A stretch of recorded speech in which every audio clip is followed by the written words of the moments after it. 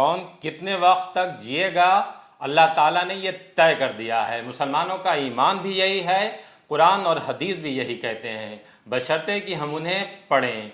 फिर भी ख्वाजा सैयद चिश्ती ज़रीफ बाबा जैसे फितने वक्त बेवक्त सामने आ ही जाते हैं। आदाब, नमस्कार, मैं वसीम अख्तर और आप देख रहे हैं द लीडर हिंदी। कुछ दिन पहले की ही बात है जब नासिक में ज़रीफ बाबा के कत्ल ने देश को चौंका दिया। पहले इस कत्ल को एक्शन पर रिएक्शन के तौर पर देखा गया, इसलिए क्योंकि उदयपुर में शर्मनाक वारदात सामने आ चुकी थी।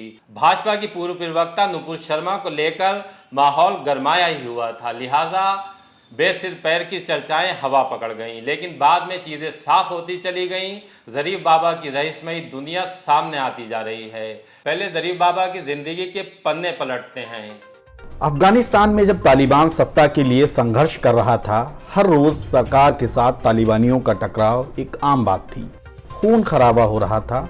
स्टेट में तालिबान के बढ़ते दबदबे से आम लोग भी आशंकित थे कि देर सवेर ही सही लेकिन अफगानिस्तान की सत्ता पर तालिबान काबिज हो ही जाएगा। तो बहुत सारे अफगानी तालिबान राज की कल्पना से डरकर दूसरे देशों में ठिकाना तलाशने लग गए। ख्वाजा सैयद चिश्ती, जिनकी महाराष्ट्र के नासिक में गोली मारकर हत्या कर दी गई है, उन्हीं रिफ्यूजी में से एक हैं। आज से 5 साल पहले 2018 में बतौर एक मुहाजिर यानी रिफ्यूजी के वह खाली हाथ भारत आए थे। तब उनकी उम्र कोई 31 साल थी। तालिबान को लेकर अफगानों की जो आशंका थी, बाद में वो सच साबित हुई। पिछले साल 2021 के आखिर में अफगानिस्तान में तालिबान का राज स्थापित हो गया।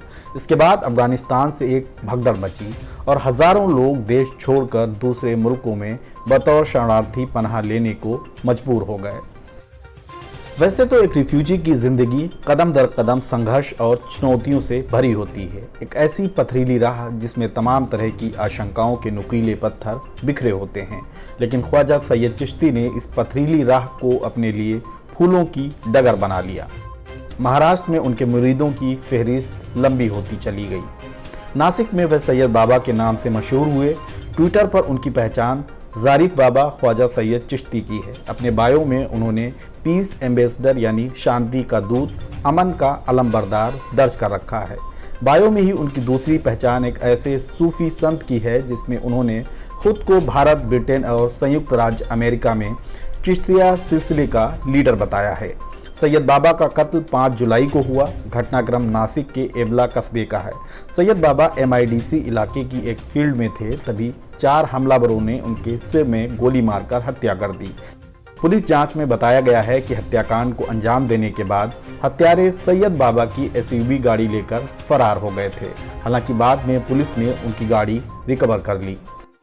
सैयद बाबा का लाइफ स्टाइल एकदम निराला था। खुद की SUV गाड़ी थी, दौलत की कोई कमी नहीं। मुरीद उन पर पैसों की बारिश किया करते थे। दुआओं के लिए लाइन लगती। चाहने वालों की इतनी सी ख्वाहिश होती कि बस सैयद बाबा उनके सिर पर हाथ रख दें। जहां भी जाते मुरीद और चाहने वाले सिर आंखों पर बिठाते थे। एक तरह से उनका ग्रैंड वेलकम होता था। चूँकि सैयद बाबा ने अपना नाता चिश्तिया सिलसिले से जोड़ रखा था, तो उनके फॉलोअर्स की संख्या दिन दोगुनी और रात चौगुनी की रफ्तार से बढ़ रही थी।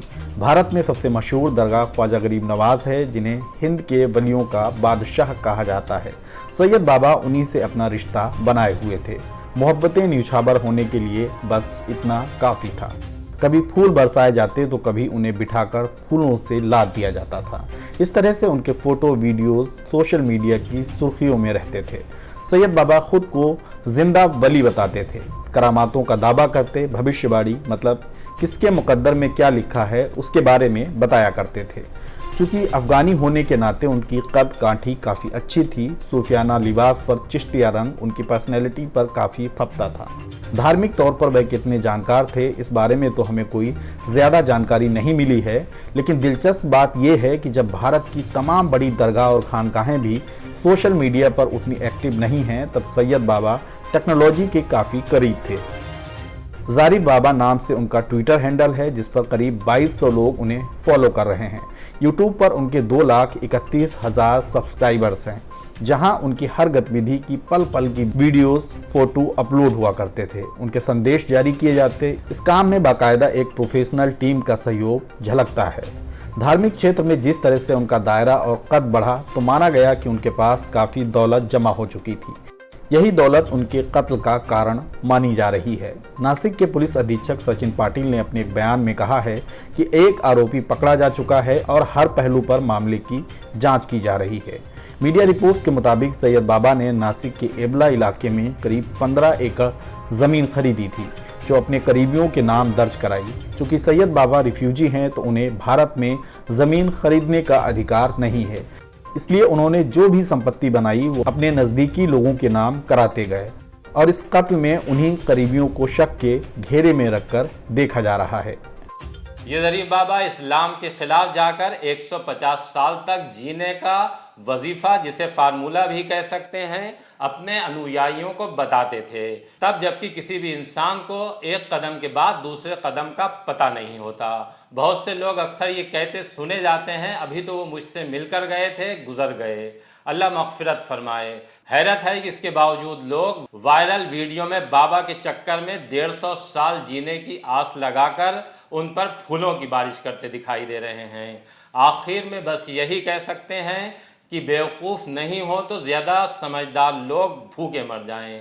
ज़रीफ बाबा की मौत तो यही बताती है। 150 साल जीने का फार्मूला खोजने वाला 28 साल में ही ज़िंदगी से हाथ धो बैठा।